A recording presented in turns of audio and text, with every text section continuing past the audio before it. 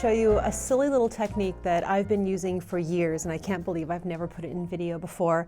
But it is a technique for making sure that you have enough yarn to finish a row before you start the row so that you don't have to tink back if you don't have enough yarn.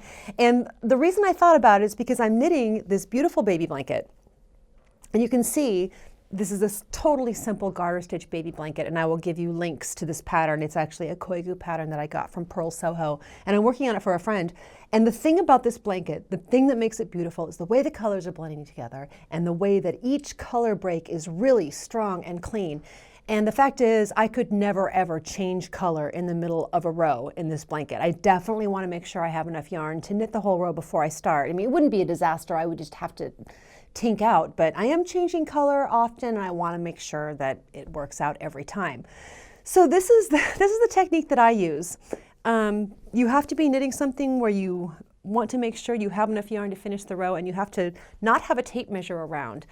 And I know I'm not the only one who knows these little bits of your body that are the exact measurement that you need.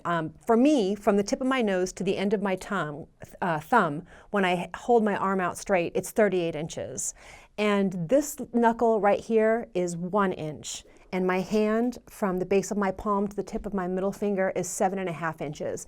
So I don't have to have a ruler around to be able to get an estimate for how long things are. And this is kind of the same technique.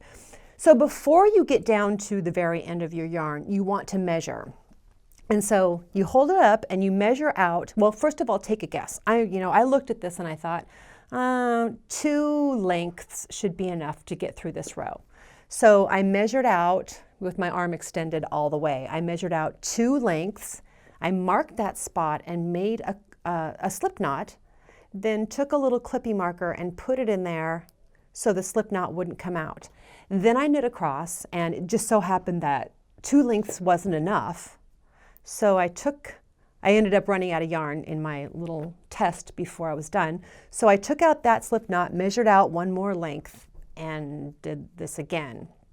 And it turned out that 3 lengths was just enough, or was enough with a little bit extra to make it across the row. So now I have that in my head for the whole blanket. I know 3 lengths is enough to make it all the way across.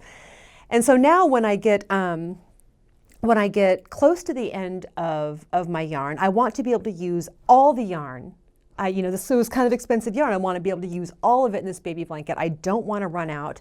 So I will measure across like this. And if I have enough, plus, for this blanket, I need 3 lengths plus 6 inches so that I have enough to tie the ends together and to weave in the ends and everything else. So I need a little bit more for the very last row, but that's my safety trick while I'm watching Netflix movies and knitting on this blanket, just to make sure. I hope that helps you too, and I'm sure everyone's going to run around with a ruler finding exactly how long their knuckles are. Anyway, good luck.